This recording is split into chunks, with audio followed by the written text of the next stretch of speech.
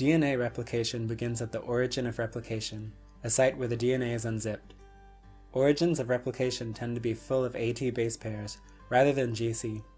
Replication proceeds from the end with a 5-carbon with a phosphate attached. AT bonds are double hydrogen bonds, which aren't as stable as CG bonds. From the origin, bidirectionally, the enzyme helicase unzips the DNA template at a replication fork that's shaped like a Y. It does so by breaking the hydrogen bonds between complementary bases in both directions away from the origin. RNA primer is required for DNA polymerase. It is synthesized by primase in order to begin polymerizing DNA. The primer binds to the end of a leading strand and acts as a starting point for DNA synthesis. DNA polymerase has to have an existing 3-OH to add on to, so it cannot start synthesizing a complementary strand from scratch. But RNA polymerase can start from scratch, so a new DNA strand starts with an RNA primer. DNA polymerase starts adding on to the 3-OH end of the RNA primer.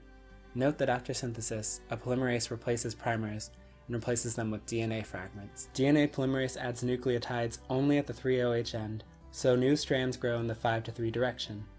One daughter strand is called the leading strand. The leading strand can be synthesized continuously and in the same direction as the DNA being unzipped. The other daughter strand is called the lagging strand. This strand has to be synthesized in short fragments called Okazaki fragments. Okazaki fragments begin with an RNA primer and are synthesized in the direction away from the fork. The Okazaki fragments are sealed by an enzyme called DNA ligase. The two newly replicated strands of DNA can then come together and make a copy of DNA. Despite being a mostly accurate and detailed process, DNA replication is far from perfect. Errors can occur during replication during any one of the phases and vary in severity and problem causing.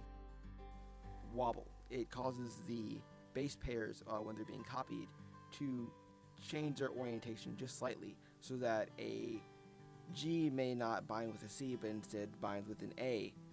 This can obviously be an issue because if DNA polymerase copied the wrong base pair, we start getting mutations. DNA looping is an error in DNA replication in which DNA is separated into two individual strands. On either strand, it is possible for the nucleotide bases to bend ever so slightly, just close enough that they could possibly bind with an opposing base pair on the same strand. This would cause it to fold in on itself as the different base pairs started to link up with one another.